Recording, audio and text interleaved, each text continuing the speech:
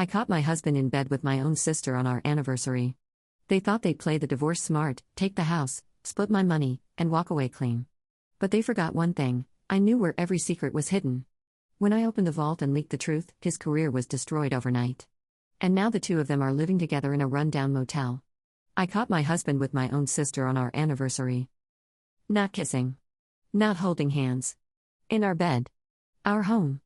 The anniversary I'd been planning for months. I came home with cake. Champagne. Gifts. Ready to celebrate 10 years of marriage. Walked upstairs. Heard sounds. Opened bedroom door. Saw them. Together. In my bed. My husband. My sister. On our 10th anniversary. In the house I helped buy. They froze. Stared at me. Started scrambling. Making excuses. Begging. I didn't cry. Didn't yell. Didn't break down. Just closed the door. Walked out. Started planning. They thought they'd get the house and the divorce. Thought I'd be the broken wife who gave them everything. Wrong. I had something they didn't know about. The vault. His work vault. All his dirty secrets. I leaked everything. To his boss. His clients. The press. Every unethical thing he'd done for 5 years. Within 2 weeks, he was fired. Blacklisted. Reputation destroyed. Career over. Facing lawsuits. 3 years later, they're living in a motel. Broke. Destroyed. Unemployable. Exactly where they belong. I'm in the house. Keeping everything. Thriving. Successful. Free from both of them. This is what I'm going to tell you. All of it. No softening. No excuses. No pretty language to make it sound less ugly than it is. Because I've spent 3 years being called vindictive. Cruel. Unforgiving. Going too far. I'm tired of people who think betrayal deserves mercy. 15 years ago, I met David. My name is Sophia Reynolds. I'm 43 now. Was 28 then. David was 30. Corporate finance. Investment banking. Ambitious. Successful. Charming. We met at networking event. Started dating. Chemistry immediate. Married within 2 years. Good marriage at first. Really good. Successful careers. Nice house. Comfortable life. Everything seemed perfect. I worked in tech. Software development. Senior position. Good income. Independent. David made more. Significantly more. Investment banking pays well. He was proud of that. Reminded me often. You're successful. But I'm more successful. Just facts. Nothing personal. I should have noticed. The competitiveness. The need to be more. Better. Winning. But I didn't. I loved him. Trusted him. Built life with him. 13 years ago, we bought the house. Big house. Suburbs. 4 bedrooms. Planning for family eventually. Investment in future. Down payment was complicated. I contributed 40%. David contributed 60%. But house went in his name primarily. He said, I'm contributing more. House should reflect that. Primary ownership. You're secondary. I said, we're married. Shouldn't it be equal? He said, equal isn't fair when contributions aren't equal. I'm putting in more. I get more ownership. I agreed. Stupidly. Naively. Thinking marriage meant partnership regardless of paperwork. That house would become battleground later. But I didn't know that yet. 12 years ago, my sister Emma moved to our city. Emma was 4 years younger. 24 to my 31. Just graduated college. Looking for job.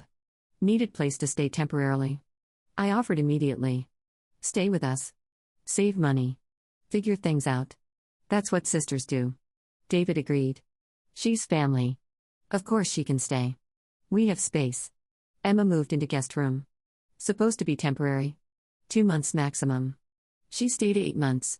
David never complained. Said she was good company. Nice having her around. I should have wondered why. Why David wanted my sister around. Why he encouraged her to stay longer. But I trusted them both. Sister. Husband. Family. Safe. Loyal. All the things they weren't. 11 years ago, Emma finally moved out. Got job. Got apartment. Became independent. I was proud. Relieved. Happy for her. We stayed close. Sisters. Weekly dinners. Shopping trips. Movie nights. Normal sister relationship. David stayed friendly with Emma. Texted occasionally. Asked about her job. Her life. Seemed like good brother-in-law. Everyone was appropriate. Everyone seemed normal. No red flags. No concerns. No reasons to suspect. Looking back, I was blind. Willfully blind. Because suspecting them would have meant acknowledging something unthinkable. 10 years ago, we planned big anniversary celebration. 10 years married. Milestone. Important. I wanted it special. Meaningful. Memorable. Made reservations at fancy restaurant. Bought gifts. Planned surprise. Everything perfect. David was traveling for work. Said he'd be back by 5 p.m. Anniversary dinner at 7 p.m. Plenty of time. I took the day off. Picked up cake. Champagne. Gifts. Prepared everything. Excited. Happy. Celebrating. Left work at 4 p.m. Stopped at bakery. Got his favorite cake. Chocolate. Custom made. Expensive. Drove home. Pulled into garage. 4:30 p.m. Earlier than expected. Thought I'd surprise him. Walked into house. Quiet. No David. Thought maybe he wasn't home yet. Traffic. Delayed flight. Then I heard sounds. Upstairs. Bedroom. Sounds I recognized. Sounds that shouldn't be happening. Walked upstairs. Slowly. Knowing. Already knowing. Before I opened door. Bedroom door cracked open. I pushed it. Looked inside. David and Emma. In my bed. Together. Naked. Obvious. Undeniable. They saw me. Froze. Stopped. Stared. Nobody spoke. Nobody moved. Just 3 people. 2 guilty. 1 destroyed. I stood there. Looking at them. Processing. Understanding everything. Every late night. Every text. Every moment I'd missed. Then I closed the door. Turned around. Walked downstairs. Left the house. Didn't yell. Didn't scream. Didn't confront. Just left. Got in car. Drove away. Heard them calling after me. Heard door opening. Heard voices. Ignored everything. Just drove. To hotel. Checked in. Turned off phone. Sat in silence. That night, I made decisions. Not emotional decisions. Strategic decisions. Calculated decisions. Decisions that would destroy them. I knew 3 things immediately. 1. David would try to take the house. His name was primary. He'd claim majority ownership. 2. Emma would side with him. Obviously. They'd been together. For how long? Didn't matter. Long enough. 3. I needed ammunition. Leverage. Something that made me untouchable. Undefeatable. Winning. Then I remembered. The vault. David's work vault. His insurance policy. His dirty secrets. Let me explain the vault. David worked investment banking. High stakes. High pressure. High rewards. And sometimes high corruption. David wasn't clean. Wasn't ethical. Wasn't honest in his work. He cut corners. Bent rules. Sometimes broke laws. He documented everything. Called it insurance. If company ever tried to scapegoat him, he'd have proof of everyone's involvement. Emails. Memos. Recordings. Documents. Everything. Stored in encrypted cloud storage. Protected. Hidden.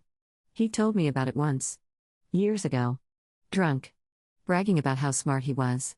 How protected. How untouchable. Given me access. Just in case something happened to him. Just in case he needed someone to release it. I'm smart. I'd saved that access. Documented it. Never thought I'd use it. But I had it. Now I knew exactly how I'd use it. The next morning, I met with attorney. Best divorce attorney in the state. Woman. Aggressive. Reputation for destroying opposing parties. I said, my husband cheated with my sister. On our anniversary. In our house. In our bed. She said, I'm sorry. That's brutal. How can I help? I said, he's going to try to take the house. His name is primary owner. He contributed more to down payment. She said, in this state, marital property is split equally regardless of whose name is on deed. But house ownership will be complicated. Expect fight. I said, I don't want fight. I want total victory. I want everything. And I have leverage. She said, what kind of leverage? I said, the kind that destroys careers, reputations, lives, everything. She smiled. Tell me more. I explained the vault. Everything David had documented. Every unethical practice. Every rule broken. Every law bent. She said, that's nuclear. Are you sure you want to use it? I said, they destroyed me on my anniversary. In my bed. With my sister. I'm sure. She said, understand this. If you use that information, his career is over. Permanently. He'll never work in finance again. Might face legal consequences. I said, good. That's exactly what I want. She said, and your sister? She'll go down with him. Collateral damage. I said, she chose him. She gets his consequences. She said, you're sure? No regrets? No mercy? I said, I'm sure. Make it happen. Within 3 days, divorce was filed. Grounds, adultery. With evidence. I had photos. Timestamps. Everything needed. David freaked out. Called me. Texted. Emailed. Begged to talk.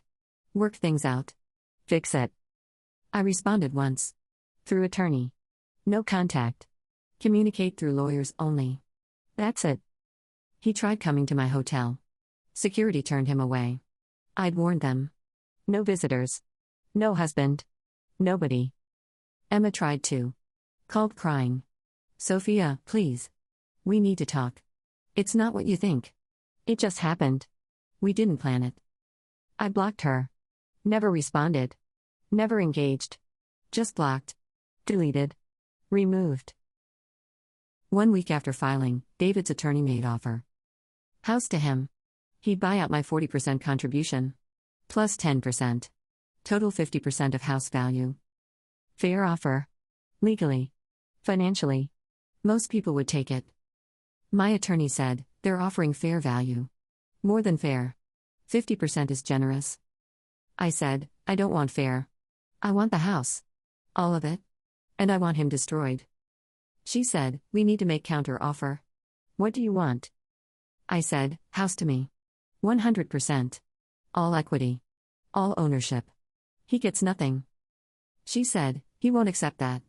His name is primary. He'll fight. I said, he'll accept it. Once he sees what I have. Once he knows what I'll release. She said, you want to threaten him with a vault? Use it as leverage? I said, not threaten. Promise. If he fights for the house, I release everything. His career ends. His reputation ends. Everything ends. She said, that's playing hardball. Might backfire. I said, it won't. David's smart. He'll choose career over house. He'll back down. She said, and if he doesn't? I said, then I destroy him anyway. Either way, I win. My attorney sent the counteroffer. With attachment. Sample document from Vault. 1 email. Showing David approving fraudulent investment practice. Not the worst thing in Vault. Just preview. Just warning. Message was clear. Fight me, and I release everything. Choose wisely. David's attorney called within hours. We need to negotiate. My client is willing to discuss terms. My attorney said, no negotiation. Accept our terms. House to my client. Full ownership. Or Vault releases publicly. His attorney said, that's extortion. My attorney said, no. It's information his wife legally has access to. Information she's entitled to share. Especially in divorce proceedings involving fraud and betrayal. His attorney said, he needs time to consider. My attorney said, 24 hours. Then Vault goes public. Starting with his employer. Then clients. Then media. Clock started. 24 hours to decide. Career or house. Pick one. 18 hours later, David accepted terms. House to me. Full ownership. All equity. He walked away with nothing. No fight. No court. No trial. Just signature. Agreement. Surrender? Because he was smart enough to know. Career was worth more than house. Losing job meant losing everything. Not just house. Everything. He chose to keep career. Gave me house. Thought that was end. It wasn't end. It was beginning. 2 weeks after divorce was filed, I leaked the vault anyway. Not all of it. Just enough. Just the worst parts. The illegal parts. The unforgivable parts. Send it to David's boss. His compliance department. His biggest clients. The press. My attorney said, "You got the house. Why release it now? You won already." I said, "Because house isn't enough. Mercy isn't justice. Consequences aren't complete." She said, "This is revenge. Pure revenge." I said, "Yes. And it's deserved. They destroyed me on my anniversary. In my bed. With my sister. I'm destroying them in return." She said, "Understand. This ends his career. Possibly triggers criminal investigation. He could face charges." I said, "Good. Perfect. Exactly what I want." I sent everything. Every document. Every email. Every recording. 5 years of unethical practices. Documented. Proven. Undeniable. Within 1 week, David was fired. Not resigned. Fired. For cause. Ethics violations. Fraud. Breach of fiduciary duty. Everything. No severance. No references. No career prospects. Just termination. Public. Humiliating. Permanent. His clients sued. Multiple lawsuits. Fraud claims. Breach of contract. Everything they could file. The press covered it. Investment banker exposed for fraud. Whistleblower releases evidence. Career destroyed. They didn't mention me. Didn't mention divorce. Didn't mention motive. Just reported facts. Documents. Evidence. David knew. Knew it was me. Knew I'd released vault. Knew I destroyed him. He called. One time. Screaming. "You promised. You said if I gave you the house, you'd stay quiet." I said, "I lied. Just like you lied." "For how long?" "With my sister?" He said, 2 years. "We've been together 2 years. But I was going to tell you. I was going to end it." I said, "You had 2 years to tell me. You chose our anniversary instead. In our bed. You made your choice. I made mine." He said, "You destroyed my career. My life. Everything. Over a mistake." I said, 2 years isn't a mistake. It's a choice. Multiple choices. Every day. For 2 years. And choices of consequences." I hung up. Blocked his number. Never spoke to him again. Emma tried reaching out. Multiple times. Through parents. Through friends. Through anyone who'd listen, she'd send messages. "Sophia, please. I'm sorry. It was wrong. I know that. But David and I are together now. Really together. This is real. Can you please stop destroying us?" Real. They were real. 2 years of betrayal. 2 years of lying. 2 years of destroying me. That was real to them. I never responded. Never acknowledged. Never engaged. Just silence. Complete. Total. Final. 1 month after leak, David faced criminal investigation. State Securities Commission. Looking into fraud. Breach of fiduciary duty. Possible criminal charges. His attorney called mine. "Your client needs to testify. She has evidence. She's material witness." My attorney said, "My client will not participate. She's provided all information she has. The rest is your problem." His attorney said, "She's the one who leaked. She's responsible for this investigation." My attorney said, "She released information she legally possessed. Information showing illegal activity. That's not a crime. That's whistleblowing. No charges against me. No consequences. No legal issues. I was protected. Completely. David wasn't." Investigation continued. I don't know result. Don't care. Not my problem anymore. 3 months after leak, David and Emma moved in together. Couldn't afford separate places. David had no income. Emma's salary wasn't enough. Combined resources. Moved into cheap apartment. Not apartment. Studio. Barely habitable. All they could afford. Emma had to support them both. David couldn't work. Couldn't get hired. Blacklisted completely. My parents were horrified. "How could you do this? Emma is your sister. David was your husband. You've destroyed them." I said, they destroyed themselves. I just exposed what they'd already done. My mother said, you released his work information. That was vindictive. Cruel. Unnecessary. I said, necessary to me. Necessary for consequences. Necessary for justice. My father said, Emma is living in poverty now. Because of you. Because of your revenge. I said, Emma is living in poverty because she chose affair with my husband. Chose 2 years of betrayal. Chose him over everything. She gets his consequences. My mother said, she's your sister. I said, she was my sister. She's not anymore. She's David's problem now. And he's unemployable. So yes. Poverty. That's their life. My parents chose Emma. Blood over justice. Sister over right and wrong. I cut them off. Blocked them. Removed them. Same as Emma. Same as David. Everyone who chose them over me. Gone. Erased. Deleted from my life. 6 months after leak, David and Emma couldn't afford studio. Got evicted. Couldn't pay rent. Couldn't cover deposit for new place. Couldn't qualify for anything. They moved into Motel. Weekly rates. Cheap. Barely livable. All they could afford. 1 room. 2 people. No future. No prospects. Just survival. Day by day. Week by week. Emma was working 2 jobs. Retail. Waitressing. Exhausting.